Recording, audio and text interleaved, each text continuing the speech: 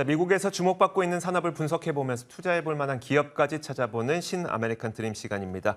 하나증권 해외 영업추진팀 김현수 부장과 함께하겠습니다. 어서 오세요. 네, 안녕하세요. 네, 안녕하세요. 자, 오늘은 제가 미리 보니까 국내 투자자분들도 그리고 해외 투자자분들도 정말 많이 속상해하시는 이 반도체 쪽의 이야기를 해주실 것 같더라고요. 예, 맞습니다. 분명히 최근에 반도체 업황이 좀 어려워 보이는 거는 사실입니다. 뭐 이번 시적 발표 시즌 특히 뭐 오늘 아마존도 그랬지만 반도체는 아니지만요. 네. 그랬다면 이제 많은 반도체 기업들이 좀 보릿고개를 지나고 있는 상황이라고 좀 보여집니다. 하지만 이제 반도체 생산량 자체는 꾸준히 증가는 하고 있습니다. 분명 어느 분야에서는 좀 꾸준한 성장이 이루어지고 있다라고 보시면 될 것 같은데요. 얼마 전에 이제 제가 이 시간을 통해서 크레도 테크놀로지라는 이제 하이퍼스케일 데이터 센터를 위한 통신 관련 칩을 만드는 이제 기업에 대해서 말씀을 드린 적이 있습니다. 방송일 종가가 한 11달러였는데 최근에 조금 다른 반도체 기업과는 다르게 상승을 좀 지속해서 수요일 기준으로는 한 20% 가까운 수익률을 좀 기록을 하기도 했는데요. 이에 따라서 앞으로 데이터 센터 쪽은 좀 성장을 할 것으로 계속적으로 보여집니다. 물론 이제 오늘 이제 아마존 시적 발표에서 데이터 센터의 매출이 생각보다 좀 부진했지만 부진함에도 불구하고 사실은 거의 27% 가까운 성장을 한 거거든요. 그래서 이제 좀 이런 쪽으로 주목을 해보면 좋을 것 같아서 오늘은 이제 통신 뭐 이런 데이터 쪽을 하는 또 다른 기업에 대해서 좀 말씀을 드려보려고 합니다. 자, 기업의 이름은 마벨 테크놀로지입니다. 자, 마벨 테크놀로지는 사실 국내 투자자분들도 상당히 익숙한 기업이긴 한데 혹시 모르는 분들을 위해서 어떤 기업인지 좀 설명해 주세요. 예, 마벨 테크놀로지는 이제 고성능 데이터 인프라용 반도체 팹리스 업체입니다. 데이터 인프라라든지 쉽게 말하면 데이터 센터를 생각하시면 되는데요. 데이터 센터와 데이터 센터에 접속하기 위한 다양한 기기들 그리고 기지국들에서 통신 및 스토리지 관련 반도체들을 이제 만들고 있습니다. 1995년에 공학 박사로 한 400개 이상의 특허를 보유하고 있는 중국계 인도네시아인인 세아스타르자에 설립된 마벨은 2000년 상장 이후에 꾸준하게 기업 인수합병을 통해서 그 기업을 좀 키워왔습니다. 마벨은 원래 대용량 저장 장치, 뭐 하드디스크나 솔리드 스테이트 드라이브를 위한 광범위한 스토리지 컨트롤러 설계에 특화되어 있던 기업이었습니다. 이 컨트롤러는 컴퓨팅, 네트워킹, 보안 등 다양한 핵심 기술들을 보유를 하고 있어서 최적화된 성능을 만들어주는데 이에 현재 모든 하드디스크 제조업체에서 마벨의 칩을 사용하고 있을 정도입니다. 이를 기반으로 마벨은 이제 솔리드 스테이트 드라이브에서도 컨트롤러를 생산했고요. 데이터 센터 시장이 커지면서 자연스럽게 저장 장치를 조금 많이 사용하면서 마벨 그래도 기회가 찾아왔습니다. 이 2018년부터 마벨은 다양한 기업들을 인수하는 전략으로 사업 분야를 좀 확대를 했는데요. 2018년에 뭐 캐비엄이라는 통신 및 네트워크 반도체 기업을 60억 달러에 인수하면 시작으로 2019년에도 이제 마벨 ASIC 부분을 6억 5천만 달러 그리고 아칸티아를 4억 5천2백만 달러에 인수를 하기도 했습니다.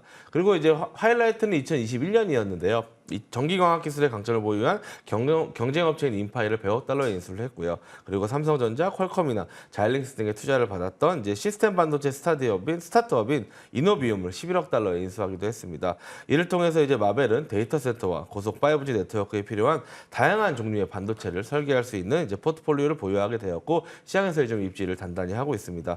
인수합병을 통해서 좀 다양한 기술력을 확보를 했고요. 이에 따라서 한 만여 개 정도의 특허를 현재 보유하고 있는 상황입니다. 와, 이렇게 인수합병을 많이 하다 보니까 거의 뭐 반도체 맛집인가 생각이 들기도 그렇죠. 하는데 자, 근데 이제 중요한 거는 그럼 가장 메인 핵심 사업부는 어디냐? 그러니까 가장 돈을 많이 벌고 가장 주력하고 있는 곳이 어디냐?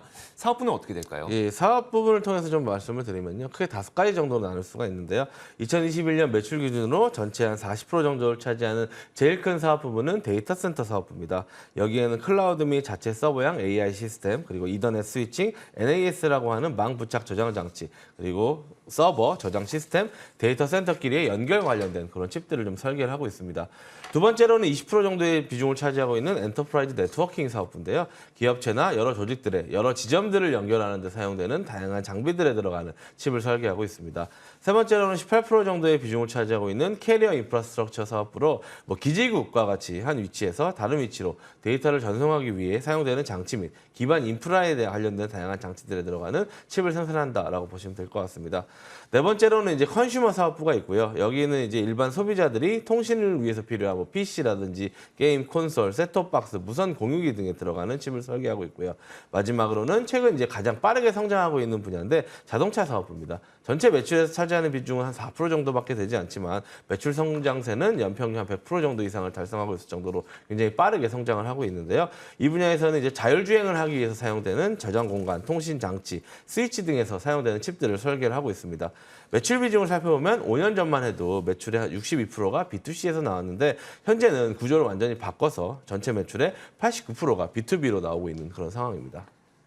알겠습니다. 네네. 자, 그렇다면 이제 이런 것들이 과연 투자자분들에게 어떤 영향을 미치게 되는지 좀 자세한 이야기를 좀 더 들어봐야 될 것 같은데 혹시 마벨 테크놀로지의 기술력은 뭐 다양한 산업군에서 지금 이용되는 거라고 말씀을 하신 네네. 거잖아요. 자, 그렇다면 이 가운데 마벨 테크놀로지의 제품 가운데 최근에 좀 주목받고 있는 제품이 있을까요? 예, 아무래도 이제 마벨 같은 경우에는 뭐 컴퓨팅이라든지 네트워킹, 보안, 전기 강화, 스토리지 기술 등 이제 데이터 센터에 특화된 이제 그런 여러 가지 뭐 기술들을 보유를 하고 있고요. 그 기술들을 기반으로 이렇게 다양한 사업부에 이제 칩들을 설계를 하고 있는데 특히 이제 최근에 이제 가장 주목을 받는 게 이제 DPU라고 하는 프로세서입니다. DPU요. 네네. 이게 뭐 우리가 보통 이제 CPU, 인텔이나 네네. AMD가 생산한 CPU나 아니면 엔비디아가 생산한 GPU는 좀 익숙하신데 네. 최근에 데이터 센터에서는 이 DPU라는 이제 프로세서가 조금 주목을 받고 있고요.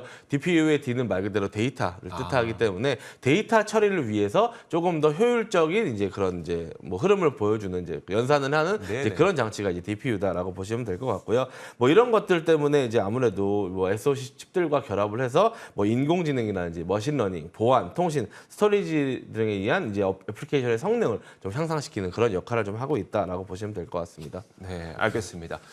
자, 그렇다면 이제 우리가 이 마벨 테크놀로지를 투자자 입장에서 바라볼 때 어떤 부분에 가장 주목을 해야 되는지 투자 포인트를 한번 짚어주세요. 예, 실적을 조금 살펴보면 실적이 2020년에는 26억 달러, 2021년에 29억 달러에서 2021년에 좀 대규모 합병이 있다 보니까 거기서부터 좀 매출이 상승해서 44억 달러 정도의 매출을 좀 기록을 했고요.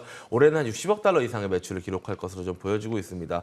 뭐 지난 2분기 실적 발표 기준으로는 전년 동기에서 41%의 매출 성장, 그리고 주당 순이익은 전년 대비 8% 정도 성장을 했고요. 무엇보다 아까 말씀드렸던 사업의 전 부분이 고르게 성장이 이루어지고 있다라는 점이 좀 고무적이다라고 보시면 될 것 같습니다.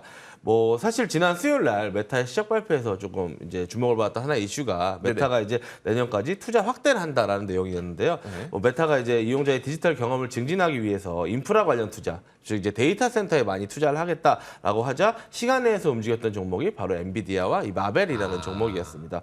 이제 아무래도 이제 기업의 실적은 어렵지만 데이터 센터에는 꾸준히 투자를 하겠다라는 걸 좀 보여주는 하나의 좀 단면이었다라고 보시면 되고요. 그러다 보니까 이제 많은 기업들이 당연히 데이터 센터에 대한 투자를 좀 늘릴 것으로 기대가 되고 있습니다. 또한 이제 현재 마벨의 자동차 분야도 굉장히 급격한 매출 성장세를 보이고 있고요. 뭐 전기차라든지 자율주행 중 앞으로 자동차에도 점점 더 많은 통신 칩들이 들어갈 수밖에 없는 상황이기 때문에 어떻게 보면은 조금만 데이터 센터 같은 게 자동차 안으로 들어간다라고 좀 보셔도 될 것 같거든요. 네. 그러다 보니까 이제 이 관련 분야에서 기술력으로 업계를 좀 선도하고 있는 이 마벨을 찾는 고객사는 좀 증가할 것으로 보여지고 있습니다.